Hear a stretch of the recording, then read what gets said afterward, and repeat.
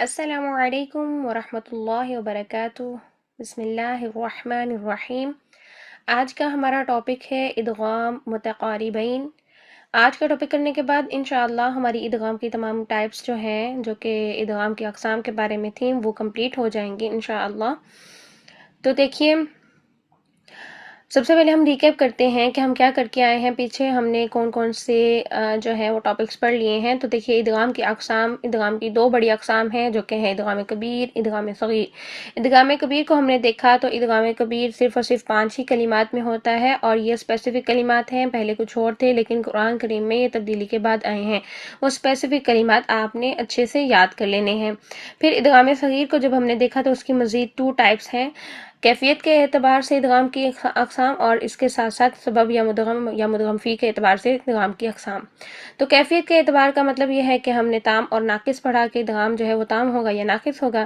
اس کے ساتھ ساتھ جب ہم نے سبب یا مدغم اور مدغم فی کے اعتبار سے جب ادغام کو دیکھا تو وہ ہم نے ادغام مثلین دیکھا، پھر ہم نے ادغام متجانسین دیکھا، اور آج ہم ادغام متقاربین پڑھیں گے۔ ادغام مثلین، متجانسین اور متقاربین میں انشاءاللہ آج ہم ڈفرینشیٹ بھی کریں گے کہ ان تینوں میں کیا فرق ہے اور کیا چیز سیم ہے، ٹھیک ہے۔ تو دیکھیے، آج ہم ادغام متقاربین سٹارٹ کرنے جا رہے ہیں۔ متقاربین آپ کو اس کے نام سے ہی واضح ہو رہا ہوگا، قریب قریب ہونا، قاربین قرب سے ہے اور قرب من قریب قریب ہونا۔ تو یہاں پر ہم چونکہ مدغم اور مدغم فی کے اعتبار سے پڑھ رہے ہیں تو مدغم اور مدغم فی کا آپس میں کیا تعلق ہوگا کہ مدغم اور مدغم فی یعنی پہلا اور دوسرا حرف جو ہیں وہ آپس میں قریب المخرج ہوں، یعنی ان کے مخرج قریب قریب ہوں، ٹھیک ہے۔ تو اگر ان کے مخرج قریب قریب ہیں، پہلا ساکن ہے اور دوسرا متحرک ہے، تو پھر پہلے کو دوسرے میں داخل کرنا کہلاتا ہے ادغام متقاربین، جیسے کہ من ربہ، نون اور را ایک ہی تقریباً قریب قریب مخرج ہیں، ٹھیک ہے۔ تو یہ ادا ہوتے ہیں، یعنی طرف اللسان سے جو ہے نا وہ ادا ہوتے ہیں۔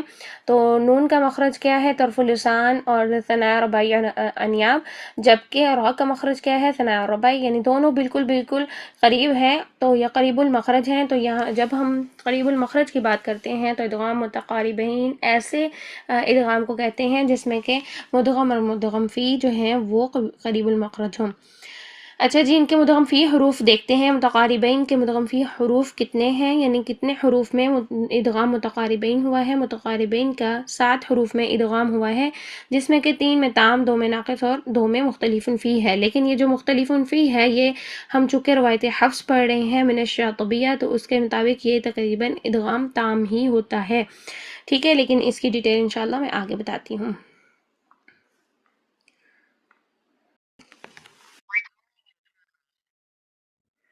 تو اب ہم دیکھتے ہیں اس میں ادغام متقاربین کی تام کی مثالیں۔ تام میں جب مدغم فی میں پوری طرح داخل ہو جائے تو اسے تام کہتے ہیں۔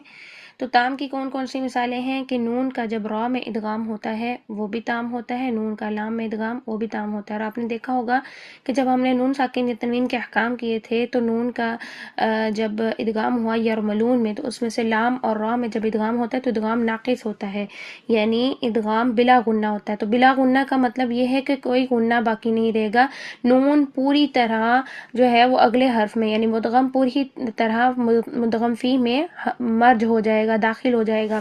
تو نون جو ہے یہاں پر پوری طرح را میں داخل ہو جاتا ہے، نون پوری طرح لام میں داخل ہو جاتا ہے، یعنی اس کی کوئی صفت باقی نہیں رہتی۔ تو اس کا مطلب ہے یہ ادغام تام ہوتا ہے، یعنی نون کا جو لام اور را میں ادغام ہے، ادغام بلا غنہ بھی کہتے ہیں اس کو، اور ادغام متقاربین کی تام کی مثال بھی اس کو ہم بولیں گے، ٹھیک ہے۔ تو اس کی مثالیں دیکھیے، جیسے کہ نون کا را میں ادغام مر ربہ، نون ختم کر دیں گے مر ربہ، اسی طرح مر ربکم، را کے ساتھ جب ہم ملائیں گے میم کو پیچھے کسی بھی حرف کو تو وہ نون بیچ میں سے اسکپ ہو جائے گا۔ اسی طرح نون کا لام میں جب ادغام ہوتا ہے تو نون کو ختم کر دیں گے، نون کو نہیں پڑھیں گے کیونکہ نون کا جو غننے والی صفت بھی ہے وہ بھی ختم ہو گئی ہے، پوری طرح تام ہو گیا، مکمل طور پر مدغم فی میں داخل ہو گیا۔ کیسے؟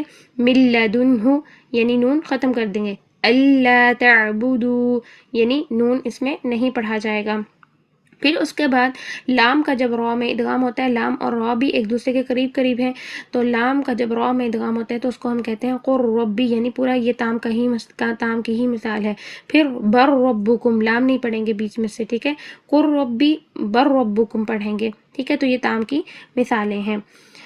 آگے چلتے ہیں تو ہم دیکھتے ہیں کہ اس میں ناقص کی مثالیں کون کون سی ہیں۔ تو دیکھیے ادغام مع الغنہ میں جب ہم دیکھتے ہیں تو نون کا جب واو میں ادغام ہوتا ہے تو ادغام مع الغنہ ہوتا ہے، اس کا مطلب غنہ کی صفت باقی ہے، تو جب کوئی صفت مدغم کی باقی رہ جائے تو وہ ادغام ناقص ہوتا ہے، تو یہ ادغام متقاربین کی ناقص کی مثال بھی ہے اور ادغام مع الغنہ بھی ہے نون کا۔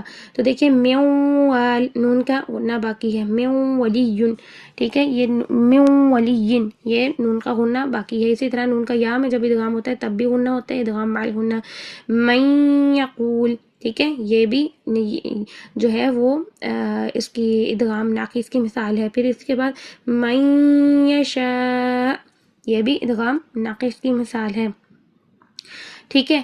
اس کے بعد ہم دیکھتے ہیں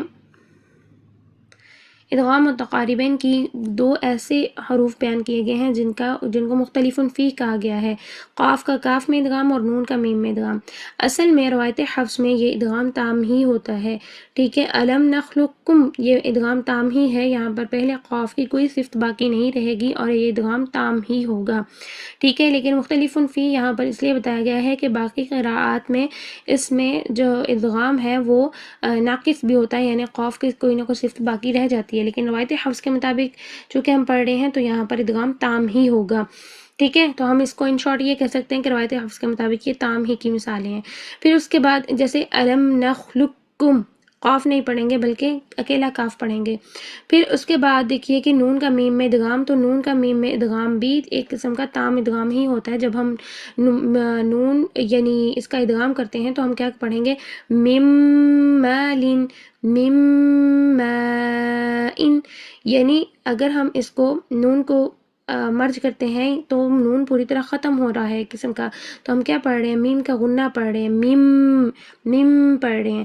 اچھا، کچھ لوگوں نے اس کو مختلف فی کیوں کہا ہے کہ یہ ادغام ناقص ہے، وہ سمجھتے ہیں کہ یہ جو غنہ ہے یہ غنہ ادا ہو رہا ہے، یہ نون کا غنہ ادا ہو رہا ہے، ٹھیک ہے۔ اگر اس لحاظ سے دیکھیں کہ نون کا غنہ ادا ہو رہا ہے تو وہ اس وجہ سے کہتے ہیں کہ ادغام ناقص ہے، لیکن اگر ہم دیکھیں تو غنہ میم ہی کا ادا، میم میں بھی تو غنہ ہے نا، تو میم کا ادا ہو رہا ہے تو ہم کہیں گے میم مالن، میم مائن، تو یہ میم ہی کا غنہ ہے، تو اصل میں روایت حفص کے مطابق یہ ادغام تام ہی کی مثالیں ہیں۔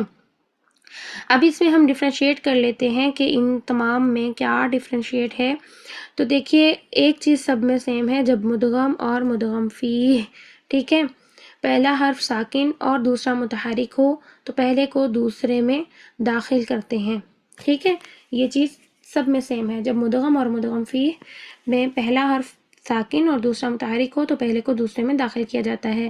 یہ ادغام صغیر ہے نا، تمام یہ ادغام صغیر ہیں، اس لیے ادغام صغیر کی یہی جو ہے وہ ڈیفینیشن ہے۔ تو یہ چیز سب میں کامن ہے کہ مدغم جو ہے وہ ساکن ہوگا اور مدغم فی جو ہے وہ متحرک ہوگا، تو مدغم کو مدغم فی میں داخل کر کے ایک ساتھ مشدد ادا کریں گے۔ اب ان میں جو ہے وہ ڈفرنس کیا ہے، تو دیکھیے ادغام مثلین کب ہوتا ہے، جب مدغم اور مدغم فی مخارج اور صفات میں سیم ہوں، متحد ہوں، مطلب ایک جیسے ہوں، سیم ہوں۔ لیکن ادغام متقاربین کب ہوتا ہے کہ جب مخارج میں تو سیم ہوں، مدغم اور مدغم فی مخارج میں تو سیم ہے لیکن صفات میں مختلف ہوں، ٹھیک ہے، یہاں سے ڈفرنٹ اس کا جو ہے وہ نکل آیا ہے، ڈفرینشیٹ ہم نے کر لیا۔ پھر اس کے بعد دیکھیں جب مدغم اور مدغم فی مخارج میں قریب جب ہوں تو اس کا مطلب ہے یہ ادغام متقاربین ہے۔ تو تینوں میں جو ڈفرنس ہے وہ مخارج کے لحاظ سے ہے، صفات کے لحاظ سے ہے۔ ادغام مثلین میں مخارج اور صفات بالکل سیم ہوں گی مدغم اور مدغم فی کی، یہاں پر میں نے لکھنا تھا متجانسین، ٹھیک ہے۔ ادغام متجانسین میں جو ادغام ہے اس کی مخارج سیم ہوں گے لیکن صفات ڈفرنٹ ہوں گی۔ پھر اس کے بعد جو ادغام متقاربین ہے اس میں مدغم اور مدغم فی قریب مخرج کے ہوں گے، ٹھیک ہے۔ تو اس کے بعد دیکھیے کہ ادغام مثلین میں 14 حروف میں تام ادغام ہوا ہے جس کا مجموعہ ہے فعی و کلین تہذیبی نذیر. ٹھیک ہے. ادغام متجانسین میں کیا ہوا ہے کہ 6 میں تام ادغام ہوا ہے اور 1 میں ناقص ادغام ہوا ہے. ٹھیک ہے. اور یہ میں نے ٹپ بتائی تھی کہ آپ کیسے اس کو یاد کر سکتے ہیں. پھر اس کے بعد ادغام متقاربین، ہم نے کہا کہ روایتی حفظ کے مطابق یہ 5 میں تام ہی ادغام ہوا ہے اور 2 میں ناقص ہے. اور جو 5 میں سے 2 کے بارے میں کہا جاتا ہے کہ مختلف فی ہے، تو اگر ہم اس لحاظ سے دیکھیں تو 3 حروف میں تام، 2 میں ناقص اور 2 میں مختلف فی جو ہے نا وہ ادغام متقاربین ہوئے ہیں. مستثنی حروف کی طرف چلیں تو حروف مدہ جو ہیں وہ ادغام مثلین سے مستثنی ہے، یعنی ان پر یہ ادغام مثلین کا رول اپلائی نہیں ہوگا. پھر اس کے بعد ادغام متجانسین میں دیکھیں تو حروف حلقی اور حروف شجریہ جو ہے یہ مستثنی ہے، یہاں پر ادغام متجانسین کا جو ہے وہ قاعدہ نہیں ہوگا. پھر اس کے بعد حروف حلقی پر ادغام متقاربین کا قاعدہ نہیں ہوگا. ٹھیک ہے.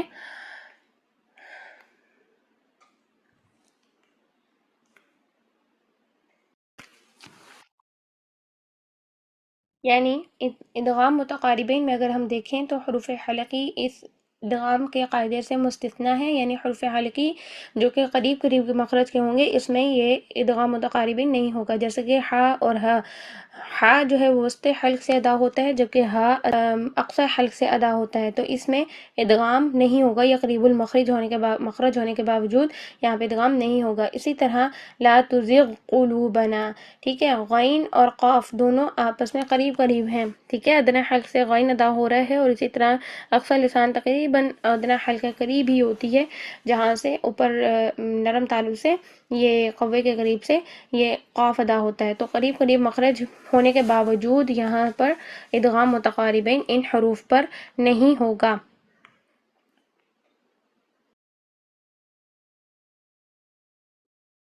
اب ہم ان کو یاد رکھنے کی ٹپ نوٹ کر لیتے ہیں کہ ادغام متقاربین کو کیسے ہم یاد رکھیں گے. اچھا، آپ نے ادغام پڑھا تھا یہ جو پچھلے احکام ہیں، نون کا ادغام پڑھا تھا کہ نون کا جو ادغام ہوتا ہے، نون ساکن کا ادغام، وہ یرملون کے حروف میں ہوتا ہے. ٹھیک ہے نا، یہ پڑھا تھا ہم نے.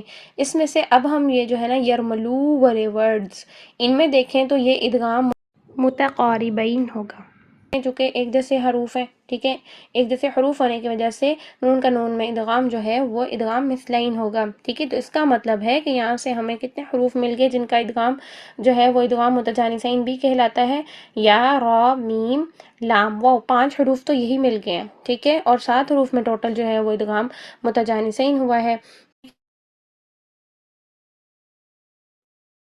اس کے بعد ایک تو ہمارے پاس آ گیا کہ نون کا ادغام یرملو والے حروف میں، ٹھیک ہے، متقاربین ہوگا. پھر لام کا را میں ادغام جو ہے یہ بھی متقاربین. اب آگے دیکھیے کہ قاف کا کاف میں ادغام بھی متقاربین ہوگا، کیونکہ یہ بھی قریب المخرج ہیں، دونوں ایک دوسرے کے مخرج کے قریب ہیں. تو قاف کا کاف میں ادغام ویسے تو روایت حفظ کے مطابق تام ہوتا ہے. تو اس طرح سے اب ہم ریکیپ کرتے ہیں کہ نون کا یرملو میں ادغام، لام کا را میں ادغام اور قاف کا کاف میں ادغام متقاربین کہلاتے ہیں. یہ تمام ایک دوسرے کے مخارج کے قریب ہیں. تو اس میں سے قاف کا کاف میں ادغام اور میم کا جو ادغام ہے، نون کا میم میں ادغام، یہ مختلف فی میں ہے، حالانکہ یہ ادغام روایت حفظ کے مطابق تو تام ہی میں شمار کیے جاتے ہیں. تو الحمدللہ آج کا ہمارا ٹاپک یہیں پر کمپلیٹ ہوا.